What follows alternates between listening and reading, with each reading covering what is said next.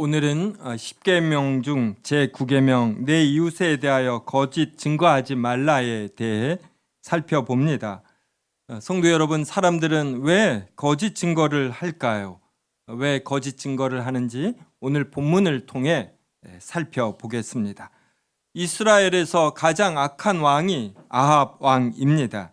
그가 이렇게 된 데는 그 자신이 가장 큰 책임이겠지만 그의 아내 이세벨도 아주 큰 이유가 되었습니다. 그의 아내 이세벨은 유대인이 아니라 주변에 바알을 섬기는 국가에서 온 여자입니다. 그래서 아합 왕은 하나님의 말씀을 따라 여호와 하나님을 주로 모시는 이스라엘 백성과 결혼하여야 했는데 정략 결혼을 했습니다. 자신의 권력을 강화하고 자신의 재물을 증가하는 데 도움이 되는 이웃 나라의 왕의 자녀와 결혼을 한 것이죠. 그래서 아합은 이러한 면에서는 자신의 의도, 목적을 실현했습니다. 그런데 그는 궁극적으로는 하나님의 말씀을 버렸기 때문에 영원이라는 측면에서는 여호와 하나님을 부인한 자로, 그리고 이스라엘 왕 중 가장 악한 왕으로 기록이 되었습니다. 아합 왕은 제위 중에 왕궁 곁에 있는 나봇의 포도원이 탐이 났습니다. 이스라엘에서는 이 땅이 하나님으로부터 제비를 뽑아 분배받기 때문에 왕이라고 할지라도 백성의 땅을 돈을 주고 팔라 이렇게 강요할 수가 없었습니다. 나봇이 이렇게 거부하자 아합 왕이 식음을 전폐하고 궁으로 돌아와 침대에 누워 있었습니다. 그런데 바알 신을 섬기는 이세벨은 왕토 사상을 갖기 때문에 백성의 이러한 행위를 이해할 수가 없었습니다. 그래서 그는 나봇이 사는 성의 장로들과 귀족들로 하여금 아합을 누명을 씌워 죽이게 했습니다. 바로 이러한 거짓 증언을 하는데 21장 13절에 보면 불량자 두 사람이 이러한 행위를 했다라고 나옵니다. 화면에 뜨지요. 나봇이 하나님과 왕을 저주하였다. 불량자 두 사람이 이러한 역할을 했습니다. 그래서 나봇이 누명을 쓰고 죽임을 당하고 그리고 포도원까지 강탈당합니다. 그리고 그 가족은 반역한 자, 하나님과 왕을 저주한 자라는 저주받은 집안이 되는 것이죠. 그러니까 거짓 증언 하나가 한 사람의 목숨과 재산과 그 집안을 완전히 쑥대밭으로 만드는 것을 알 수가 있습니다.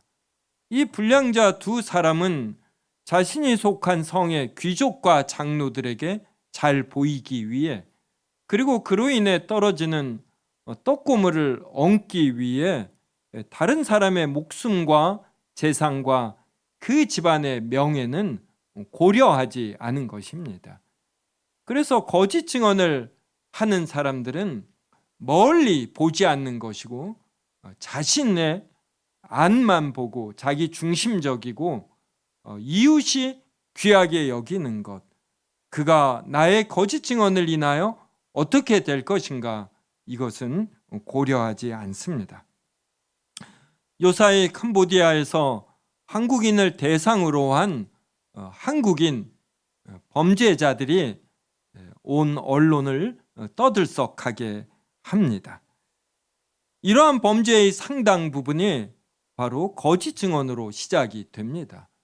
전화를 통해서, 문자를 통해서, 다양한 메신저를 통해서 거짓 증언을 하는 것입니다. 이러이러한 일을 하면, 이러한 상품에 투자하면, 또 이러이러한 멋진 연인과 사귀게 되면 이러한 떡밥을 던져놓고 또 거짓말을 하는 것입니다. 이번에 캄보디아에서 이렇게 송환되어 온 한국인들을 이렇게 분석한 전문가들이 이렇게 구분을 합니다. 총 100%라고 하면 그중에 10%는 이 범죄가 아주 악랄한 범죄라는 것을 모두 다 알고서 적극적으로 참여한 사람이고, 그중 10%는 아무것도 모르고 정말 고수익이 발생하는 줄 알고 캄보디아로 스스로 갔고, 80%는 한국에서는 범죄이지만 조금 달리 생각하면 범죄가 아니다. 그래서 캄보디아에서는 합법적이므로 다소 불법이지만 그래도 눈 감고 돈을 벌겠다. 이미 한국에서 이렇게 저렇게 경제적으로 어려운 상태에서 범죄인 줄 알면서, 하지만 아주 악랄한 것은 아닌 줄로 알고 캄보디아로 간 사람들입니다. 이 8명도, 그러니까 90%가 불량자에 해당하는 것입니다. 자신의 경제적 이익을 위해 조금 더 깊이 생각한다라면 할 수 없는 이러한 극악한 범죄를 저지르게 되는 것입니다. 거짓 증거하는 자들은 당장의 이런 이익, 필요에 눈이 멀어서 자신이 나중에 받게 될 피해, 이것을 잘 생각하지 않습니다. 하지만 오늘 본문에서 아합 왕과 이세벨이 저지른 범죄가 어떠한 벌을 받았는 줄 아십니까? 나봇이 돌에 맞아 죽었죠. 그래서 피가 흘렀습니다. 이 피를 개들이 핥았어요. 하나님께서 선지자 엘리야를 보내셔서 개들이 나봇의 피를 핥은 곳에서 개들이 아합 너의 피를 핥을 것이다, 이렇게 예언하셨습니다. 너에게 속한 자들은 모두가 죽임을 당할 것이다, 이렇게 하나님께서 선지자를 통해 예언하셨습니다. 이 말씀은 미래에 대한 선포이면서 다시 한번 회개의 기회를 주는 것입니다. 그러니 어서 빨리 내 죄를 회개하고 하나님께로 돌아오고 거짓 증언이 아니라 참된 증언을 해야지 된다고 하나님께서 요구하시는 것입니다. 그런데 아합과 이세벨과 그 가족은 그 이후에도 이 관성의 법칙에 휩싸여서 악행을 멈추지 않았습니다. 사람은 모두가 다 부족함이 있습니다. 근데 이 부족함과 죄를 짓는 어쩔 수 없는 이 약함을 가진 사람들임에도 자신이 죄를 지었을 때 이것이 남에게 끼치는 폐해를 생각하며 거기에 멈추는 이들이 있는가 하면, 자신의 이 악한 마음의 관성을 그대로 유지하며 이 행위를 그치지 않는 자들이 있습니다. 그래서 우리 신자는 멈출 줄 알아야지 돼요. 그리고 생각할 줄 알아야 합니다. 내가 해오던 이 습성, 이것이 아니라 내가 지금 옳게 행하고 있는가, 틀린 줄 안다라면 과감히 바꾸는 이것이 신자의 특성이고, 그리고 이것을 위해서 우리는 조용한 시간을 가질 줄 알아야지 됩니다. 묵상하는 사람은 멈출 줄 알아요. 캄보디아의 범죄에 참여하는 이들은 조용히 생각하는 시간을 갖지 않습니다. 그러면 양심의 가책을 느끼는 거예요. 그러니 시간이 나면 술을 마시거나 마약을 하거나 이렇게 깊이 생각할 시간을 갖지 않는 것입니다. 그래서 우리 신자들이 기도할 시간을 갖는다라는 것, 또 세움교회가 정한 성경 묵상 본문을 묵상하는 시간을 갖는다라는 것, 이것이 작은 것 같지만 우리로 하여금 올바른 방향을 찾아가게 하는 얼마나 귀한 장치인지 모릅니다. 아합의 아내 이세벨은 더 비참한 죽임을 당했습니다. 예후가 아합의 이 후손 왕을 이렇게 반역하여 쿠데타에 성공했습니다. 그때 넷이 두 사람이 이세벨을 높은 창에서 밑으로 떨어뜨려 피가 사방으로 튀기며 죽음을 당했고 그 시신을 개들이 먹었습니다.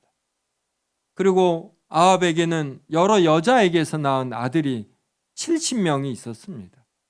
그 70명이 한 성에서 귀족들에게 교육을 받고 그랬는데 정권이 바뀌자 이 귀족들과 장로들이 논의해서 이 70명 모두를 목을 잘랐습니다.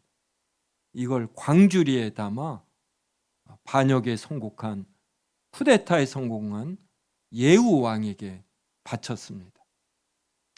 그리고 아합에게 속한 모든 친척이 죽임을 당했어요. 그리고 아합의 편에 선 귀족들, 관리들까지 모두 죽임을 당했습니다. 그래서 우리가 거짓 증언을 하면 안 되는 것은 사람은 아주 집요하지 않기 때문에 자신의 이 감정이 식으면 이 악하게 행한 자에 대해서 잊어버립니다. 특히 자신에게 자신이 피해를 입지 않았으면 잊어버려요. 하지만 하나님은 모든 사람이 잊어버려도 하나님은 모두 지켜보시고 기억하시고 그래서 그 악에 대하여 징계하십니다. 하나님께서 공의로우시다 할 때 이 공의의 의미는 악에 대해서 징계하시고 선에 대해서 보상하신다, 이러한 의미예요. 그래서 성도님들, 내가 열심히 살고 또 지혜도 있고 그러는데 이상하게 하는 일마다 안 되면은 한번 생각해 보셔요. 내가 예전에 누군가를 힘들게 하고 내가 그 사람에게 사과하지 않고 보상하지 않은 것이 있는가? 하나님은 이렇게 해서라도 깨닫게 하십니다. 또 성도 여러분이 열심히 일하지 않고 또 지혜도 다소 부족한 선택을 했는데 그래도 일이 잘 풀린다라면 예전에 누군가에게 큰 선행을 베푼 것, 또 이것이 있지는 않은지 이렇게 살펴보시기 바랍니다.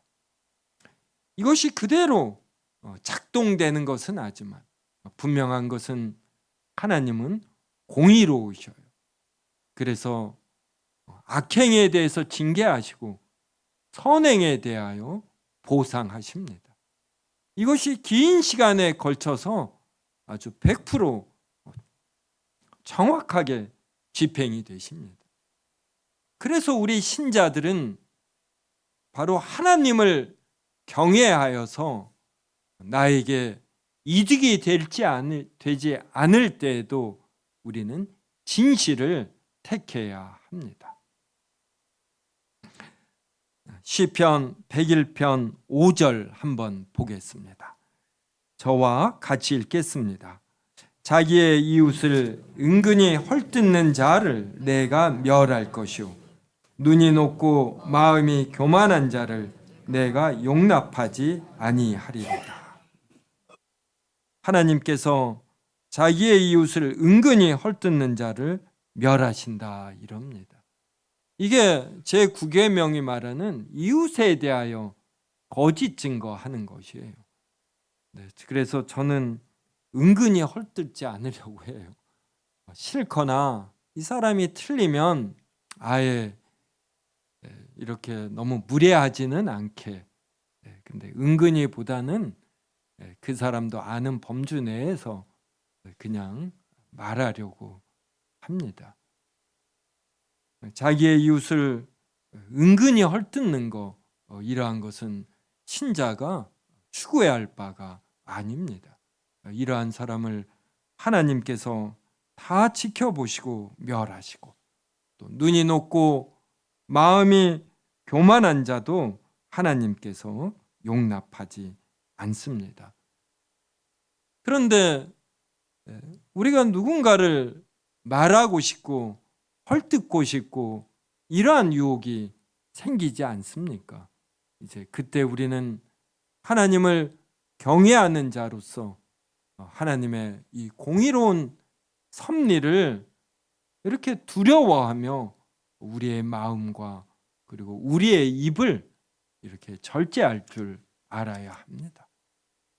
우리가 오늘 이렇게 하나님께 예배 드리면서 이게 정확하게 섭리하시는 하나님에 대한 경외감을 갖는 것이에요. 이러한 경외감이 우리로 주저하게 하고 우리로 겸손케 하는 것입니다. 마태복음 26장 59절부터 64절 저와 한 절씩 읽겠습니다. 대제사장들과 온 공회가 예수를 죽이려고 그를 칠 거짓 증거를 찾으매 하였으나 얻지 못하더니 왜 두 사람이 와서 이르되 이 사람의 말이 내가 하나님의 성전을 헐고 사흘 동안에 지을 수 있다 하더라 하니 아무 대답도 없느냐. 이 사람들이 너를 치는 증거가 어떠하냐 하되 예수께서 침묵하시거늘 대제사장이 이르되 내가 너로 살아계신 하나님께 맹세하게 하노니 내가 하나님의 아들 그리스도인지 우리에게 말하라.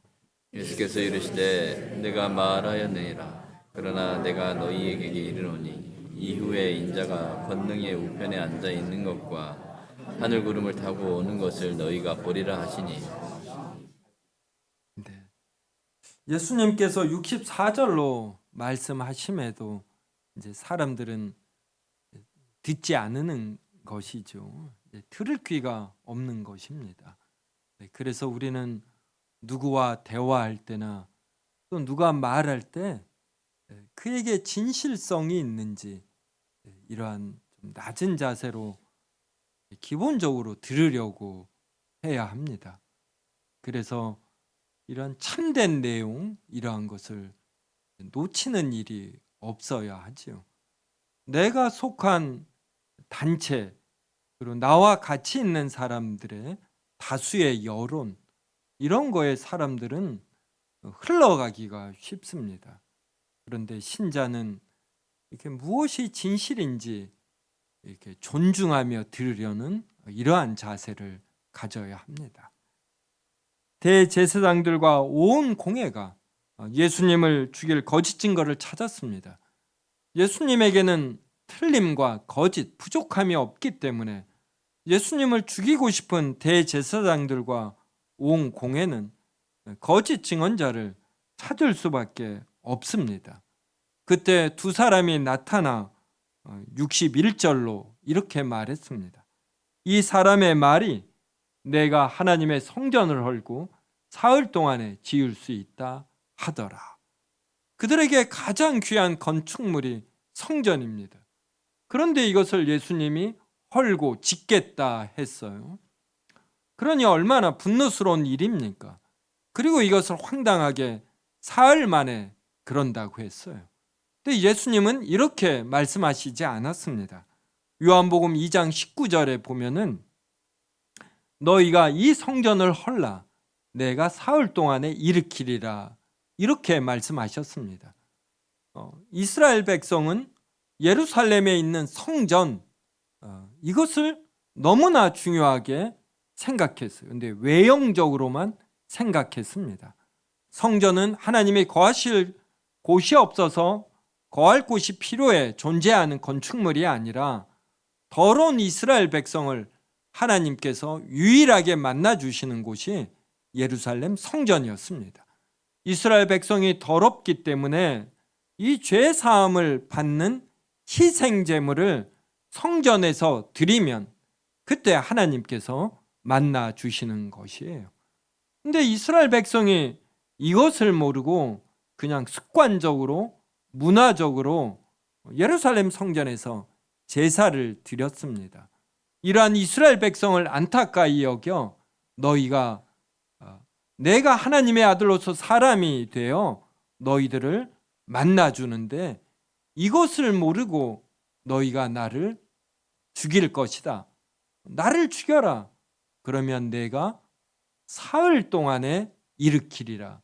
즉 나의 몸을 일으킨다, 부활하신다, 이러한 뜻입니다. 일종의 우리나라에서 불교 문화권에서 이러한 표현들을 선문답 이러지요. 그런데 핵심이 담겨 있지 않습니까? 나는 너희들의 죄를 짊어지고 죽기 위하여 이 땅에 왔는데 너희는 이것을 모르고 나를 죽일 것이다. 하지만 나는 죽음의 권세를 뚫고 사흘 만에 부활할 것이고 그리하여 내가 택한 나의 자녀들에게 온전한 구원과 영원한 생명을 줄 것이다. 이렇게 말씀하셔요. 근데 이스라엘 백성은 이스라엘 민족의 우월성, 어떠한 민족주의, 이러한 감동 속에 있는 것입니다. 우리나라도 요사이 유튜브 보면 이런 K컬처, K방산처럼 보통 세속적으로는 국뽕이라고 하죠. 이러한 거에 취한 것들이 많이 있습니다. 성도 여러분, 우리 기독신자는 이런 거 너무 많이 안 보는 거 아시죠? 네. 기독교인이 된다라는 건 이렇게 진실을 택하는 것이에요. 하나님 나라에서 대한민국이냐 어떤 다른 나라느냐, 이게 큰 의미가 없습니다. 마흔 지난 변환 아시죠? 이 마흔 지난 변환이 있기까지 마흔이라는 하나의 이런 국가를 이루기까지 얼마나 시족 국가들이 서로 싸웠겠습니까? 엄청난 애환이 서리며 마흔이라는 한 나라가 형성이 되는 것이에요. 그래서 국가, 민족이라는 것은 어떤 존재할 필요가 있는 이것 때문에 있는 것이지 이상체가 아닙니다. 그래서 자신이 속한 공동체를 중시 여기되 여기에 너무 빠져서 이런 감동에 젖어서 너무 이럴 때 몰빵 그러죠. 몰빵하는 게 아닙니다. 기독교인은 늘 진리와 함께 가는 것이에요. 무엇이 영원한 진리인가? 여러분, 평행선에 대한 정의가 무엇입니까? A라는 선과 B라는 선이 있어요. 이 평행선에 대한 수학적 정의가 영원히 만나지 않는 두 선입니다. 그래서 진리에서 0.00001만 어긋나도 이 우주는 1초에 30만 킬로미터로 가는 빛의 속도로 130억 년을 가야지 돼요. 그러면 이 기간 동안에 두 선은 만나는 것입니다. 그리고 천문학적 숫자에서는 그 작은 차이가 엄청난 차이를 가져오는 것이에요. 그래서 우리는 늘 좌로나 우로나 치우치지 않는 것입니다. 그래서 늘 영원히 진리인, 영원히 만나지 않는 두 선을 수학적 정의가 얼마나 깔끔하게 표현합니까? 우리는 이러한 정밀성으로 살아보고자 하는 것이에요. 하나님의 진리에 따라. 우리가 이 생각을 할 때 마음에 진정한 평안이 오는 것입니다. 평안은 진리와 함께, 그리고 이 진리에서 오는 진정한 사랑과 함께 가는 것이지 자신이 빠진 이념이나 가치나 어떤 이러한 것 속에 있는 것이 아닙니다. 이러한 것들, 모든 것들은 우리가 늙어서 죽을 때 아무 도움을 주지 않습니다.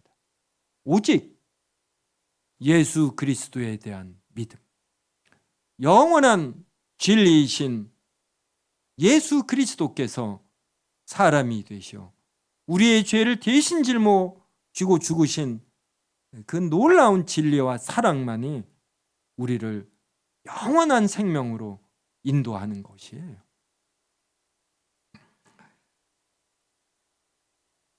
예수님이 성전을 헐고 사흘 만에 다시 짓는다고 거짓 증언을 한 두 사람은 왜 이렇게 거짓 증언을 했을까요?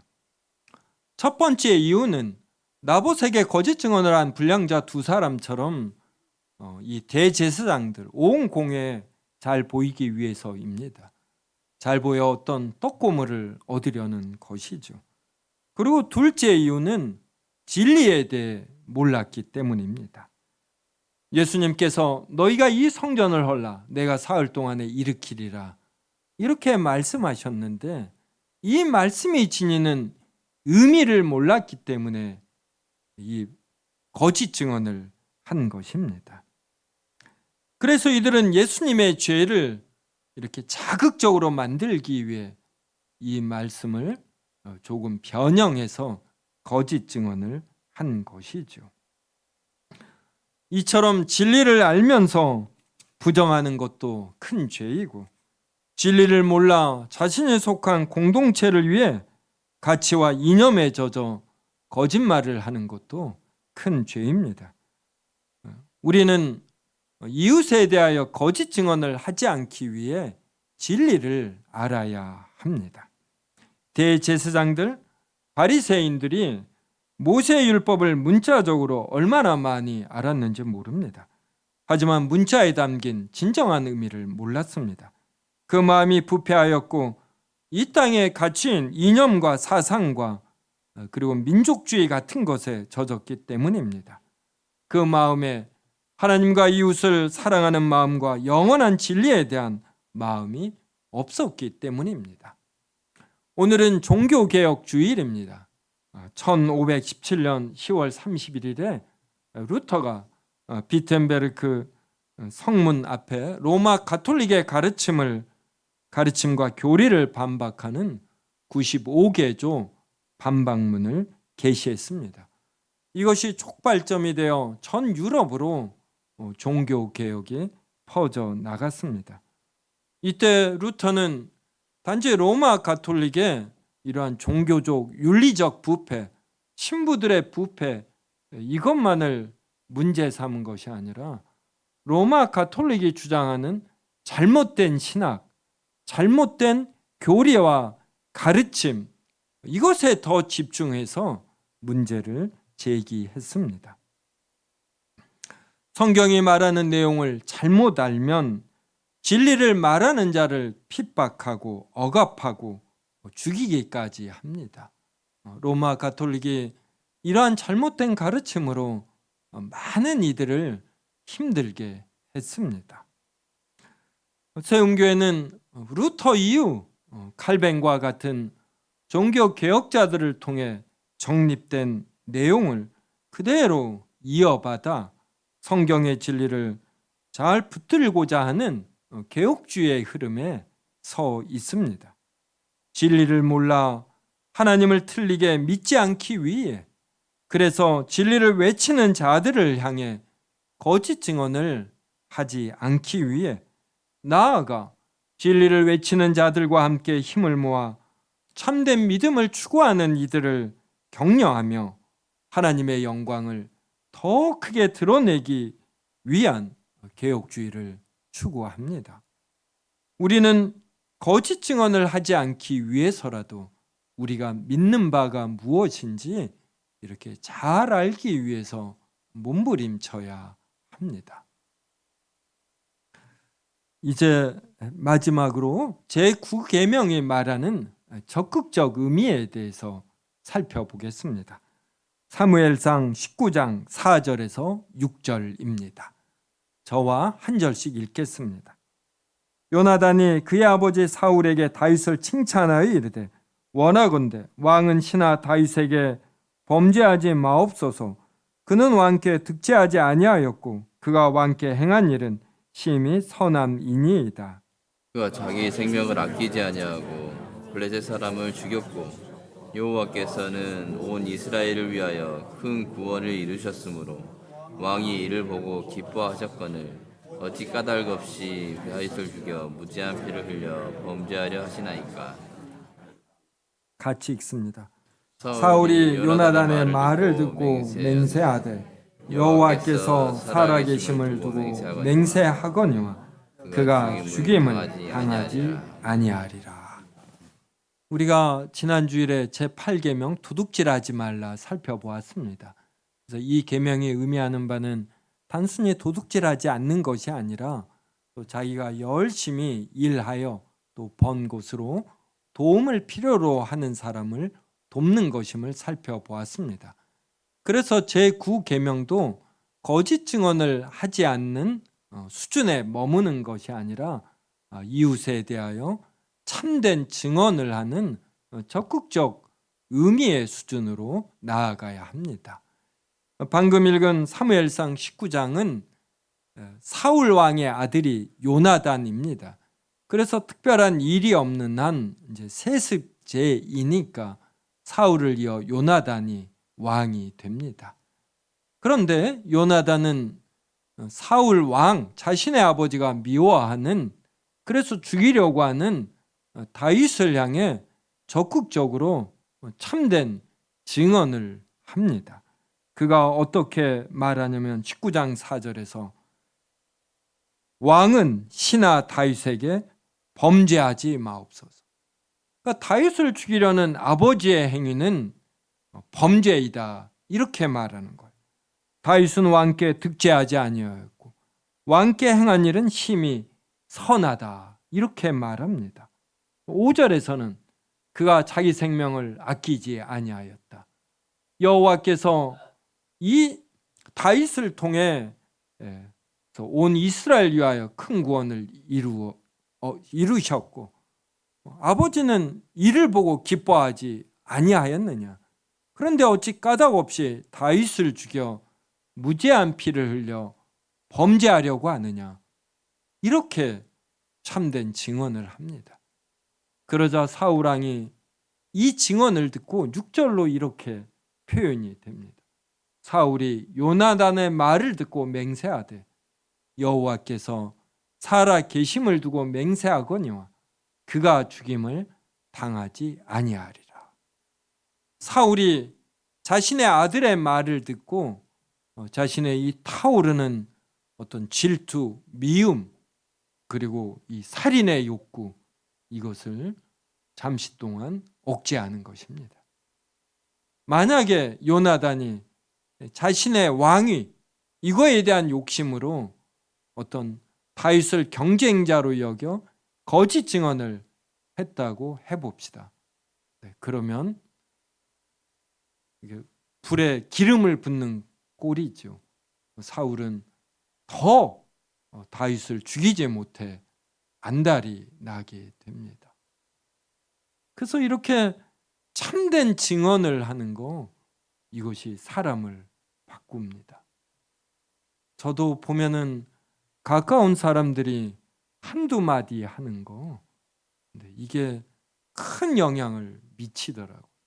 어떤 사람에 대한 인물평을, 그 사람 좋은 사람이다, 그 사람 진실하다, 이걸 듣는 것과 그 사람 조심하라, 이게 완전히 달라져요.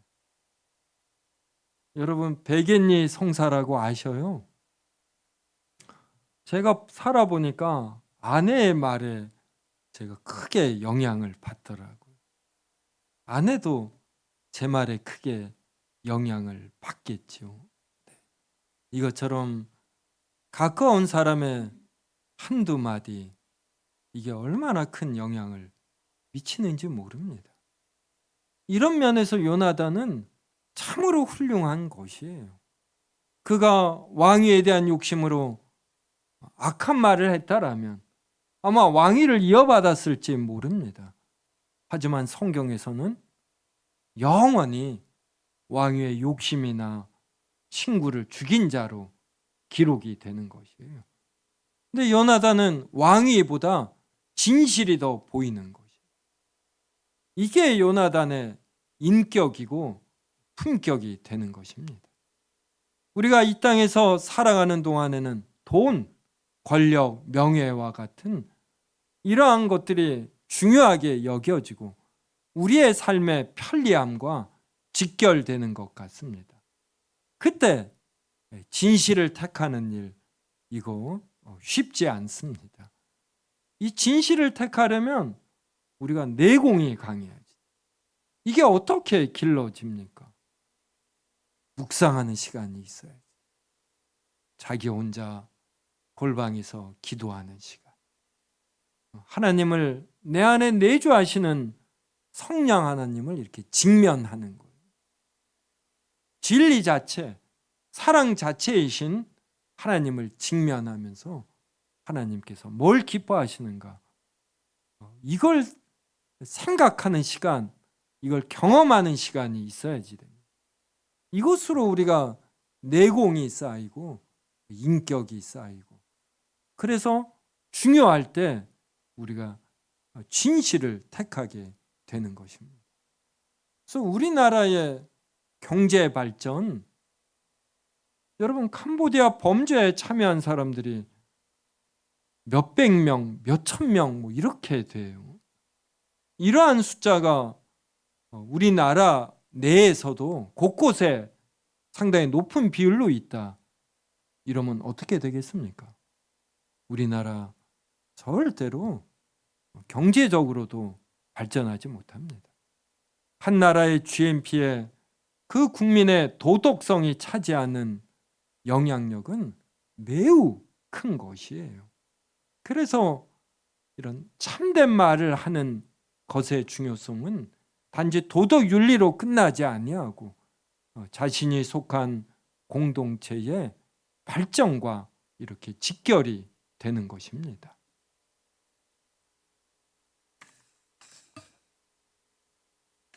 마지막으로 에베소서 4장 22절부터 25절 한 절씩 읽겠습니다.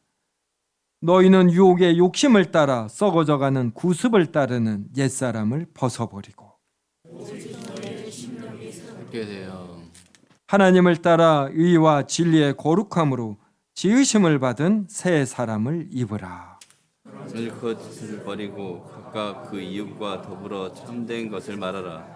이는 우리가 서로 지체가 됨이라. 네.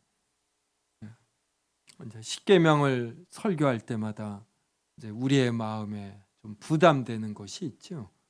이렇게 잘 우리가 이제 살지 못하니까 이것을 행해야 된다라는, 그래서 참 하나님 믿기 힘들다 이런 부담감이 생길지 모릅니다.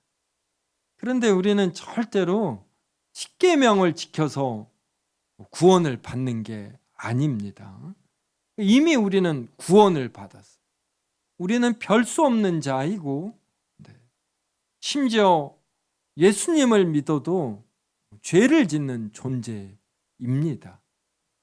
우리는 이미 구원을 받은 자이고 여전히 부족함을 우리는 전적으로 인정하고, 그래서 세움교회는 그냥 좀 거칠게 표현하면 누가 간음을 해도 누가 횡령을 해도 여러분이 캄보디아 범죄 조직에 가입을 했어도 우리가 크게 놀라워하지 않습니다.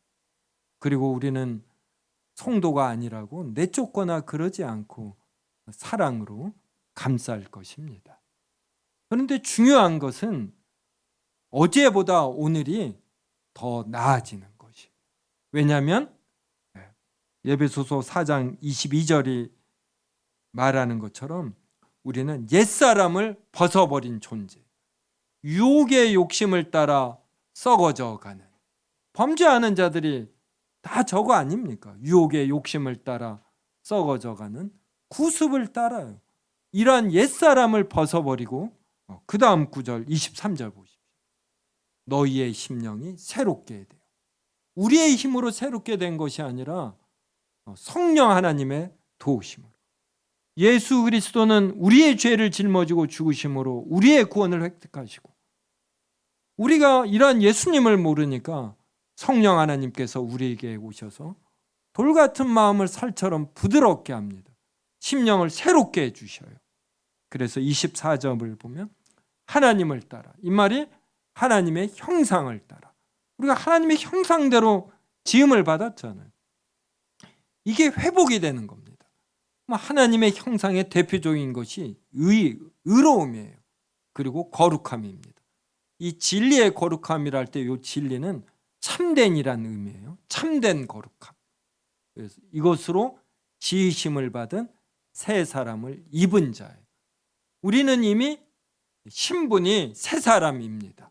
근데 수준은 여전히 이제 부패되어 있지요.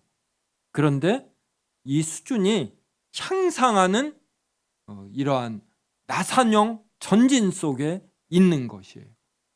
이렇게만 되면 우리는 큰 범죄를 저질러도 세움교회는 절대로 제명하지 않습니다. 다시금 회개하고 어제보다 더 나아지면 되는 거예요. 그래서 의로움과 거룩함이 더 깃들면 됩니다. 이렇게 하고서 그 다음 25절이 뭐예요? 그런즉 거짓을 버리고 각각 그 이웃과 더불어 참된 것을 말하라. 이 말이 마음에서 나옵니다. 그래서 우리가 새 사람이 되었으면 이거에 대한 징표로 첫 번째가 거짓을 버리고 참된 것을 말하는 것이에요. 그래서 성도 여러분, 이번 한 주 은근히 이웃을 폄하하는 이러한 것 버리고 이렇게 요나단처럼 사람에 대하여 참된 증언을 하고 그리고 그 이웃을 격려하고 세우는, 오늘 대표 기도에 이러한 내용이 나왔죠. 우리 세움교회 교인들이 서로 세우고 격려하는 이러한 일을 내가 속한 가정에서 그리고 내가 속한 직장에서 어떻게 활발히 할 것인가 생각하고 실천하는 이러한 한 주가 되기를 주님의 이름으로 기원합니다.